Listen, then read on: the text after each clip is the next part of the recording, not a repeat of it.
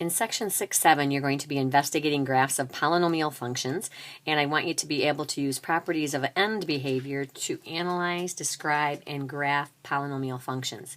Now, we've already graphed linear functions and quadratic functions, and you had to look for certain things when you, before you could graph them. On a line, you had to look at the slope and the y-intercept. And quadratic, you had to find the vertex and then a couple other points on either side of the vertex. So we're going to talk about something called end behavior, and that's the description of the values of the function as x approaches positive infinity, and that's noted like this. This just means approaches. That arrow means approaches. Now, you can also see it or write it like this. If there's no sign on the infinity symbol, then it's automatically assumed as positive, or negative infinity. So this means x approaches negative infinity. The degree and leading coefficient of a polynomial function determine its end behavior. So that's where you're going to look for your information about how the polynomial function looks. Every polynomial graph has a distinctive shape based on its degree. So we went over this back at the beginning of the year, and we also had a constant function, but we're not going to be talking about that. But we went over linear, quadratic, cubic, square root, and constant. Now we're going to add here quartic and quintic. And again, you can see the degree, as the degree changes, the shape of the graph changes. And in chapter 1, we talked about a cubic that looked like this. This is also a cubic. All right, polynomial end behavior. We're talking about positive or negative value of the function, leading coefficient, and odd or even degree of the leading coefficient. So when you look at the polynomial, in order to tell if the function is odd or even, you look at the degree of the leading coefficient. So if it is odd, then that polynomial is going to have arrows pointing in opposite directions. So I'm showing you here for an odd degree polynomial, if one arrow points up, the other arrow points down. If it's even, the arrows are going to point in the same direction. So this is even, they're both pointing up. Now they can either both point up or they can both point down. So here, they're both pointing down, and it's even. Here, this one is pointing up, this one is pointing down, and it's odd. So look at the first letter of odd, first letter of opposite. So think odd, the arrows are opposite. The degree is even of the lead coefficient, then the arrows are going to be pointing in the same direction. Okay, something else we need to talk about is if the function has a leading coefficient that is positive. So if it's greater than 0, that means that the right arrow is going to point up. So positive means the right arrow points up. If the lead coefficient is negative, then the right arrow is going to point down. So this table tells us two things. It tells us which direction the right arrow is going to point. It also tells us if the arrows are going to be pointing in the same or opposite directions. And you can get all that information just from the leading term when you're in standard form. Okay, the leading coefficient of a polynomial, if it's positive, it's going to tell us that the arrow on the right side of the graph will point up. If the leading coefficient, now remember when you're in standard form, the leading coefficient is the number that's in front of the variable. So if that number is negative, the arrow on the right side of the graph will point down. So you're always going to graph your right arrow first. If the degree of the polynomial is even, so the exponent, the arrows on the graph will point in the same direction, which is what we just talked about up above. If the degree of the polynomial is odd, the arrows on the graph will point in opposite directions.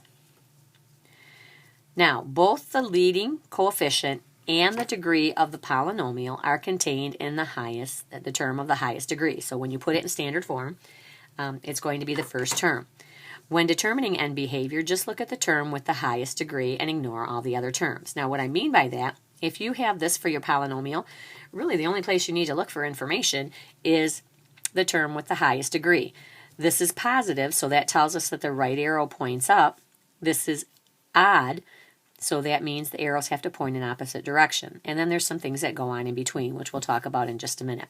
So this will tell us if the arrow on the right points up or down. By looking at this part of the term, by looking at the exponent, that will tell us if the arrows point in the same or opposite direction. Now, if you flip that over to the other side, we're going to talk a little bit more about end behavior of polynomial functions. So, if you identify the leading coefficient, we're going to identify the leading coefficient, the degree, and the end behavior. So, looking at this polynomial function, all we need to look at is this right here if we're determining the end behavior. So we can just kind of cross the rest of that off. All right, this coefficient is positive. So my leading coefficient is 2, and it's positive, which means the right arrow is going to point up. Then I look at the degree, which is here. It's the exponent. The degree is 5, which means it's odd. So the left arrow is going to point in the opposite direction. So lead coefficient tells you positive or negative. Degree tells you if the arrow is going to point in the same or opposite direction. So basically, lead coefficient gives you the right arrow. The degree tells you how you draw the left arrow. Okay, now when we talk about end behavior, think of your graph not as saying as we go to the right or to the left, but as you go to positive infinity or negative infinity. So positive infinity talks about the function as you go to the right of the origin. Negative infinity talks about the function as you go to the left of the origin.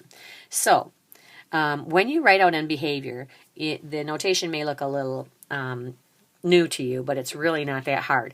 We're going to talk about it looking to the left first and then to the right. So what we say is, as x approaches negative infinity. What that means is, as I look at this function to the left side of the graph, what happens to the function?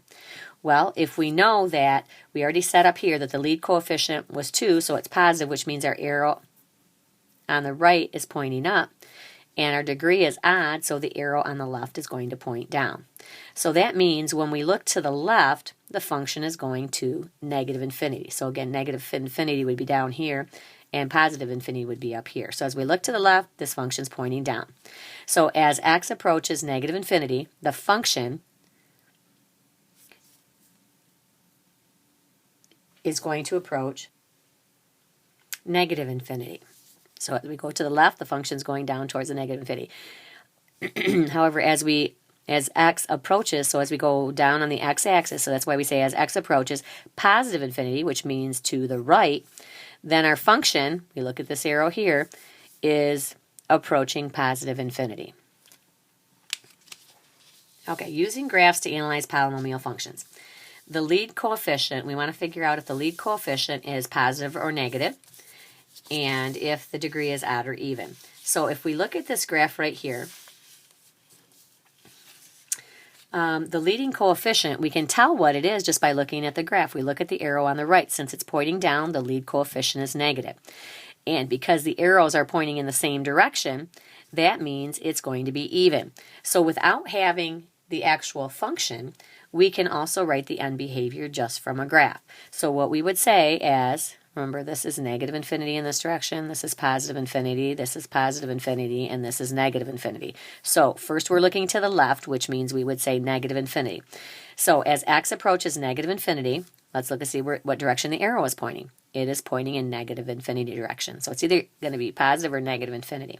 Now we're going to go to the right, so I would say positive infinity. So as x approaches positive infinity, my function is still pointing towards negative infinity. So p of x, or the function, approaches negative infinity. Now if you notice I put a red box around both of these end behaviors here.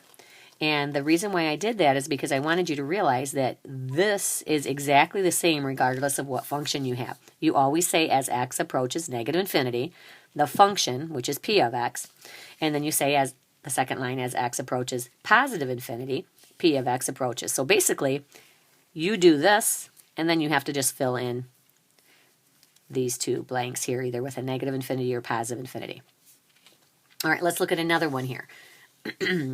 We have a graph that looks like this. The arrow on the right is pointing up, so the leading coefficient is positive.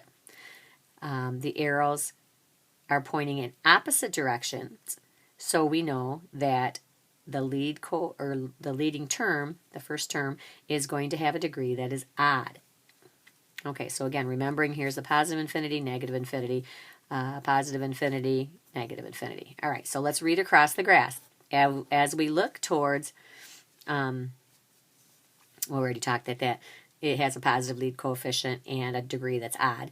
Okay, so now we're going to write out this for the next one. So that's what we have right here. Exactly the same as x approaches negative infinity. P of x, what does it do? Well, let's see. As we go to the left, this is pointing in the negative direction, so negative infinity.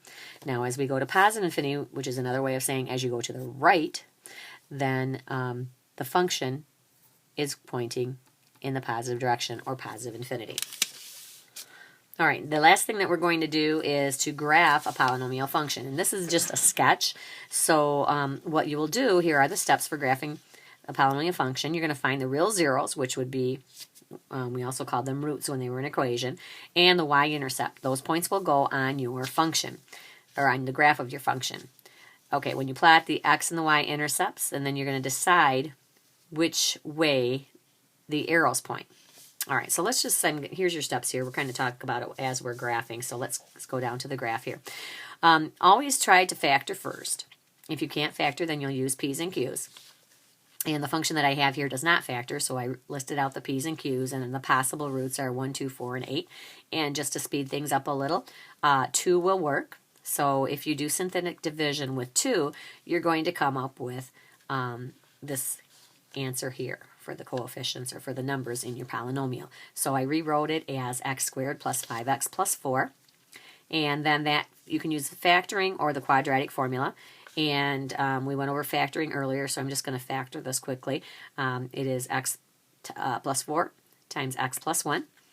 And then we're going to set each one of those factors equal to 0. So that's going to give us x is negative 4, x is negative 1. This is a degree of 3, so we should have 3 answers or 3 zeros. And I'm going to say that the roots are my x-intercepts are at x equals negative 4, x equals negative 1, and x equals 2. So those go on your graph, first of all. These are our x-intercepts. They're the zeros of the function, or if you have an equation, we would call them roots. The other thing we're going to do is plot the y-intercept. Now, because all of these have x's in them, if we put x equals 0 in all of those, then our y-intercept is just going to be negative 8. So that's an easy point to graph. We're going to graph that down here. All right, now we're going to decide what the arrows do.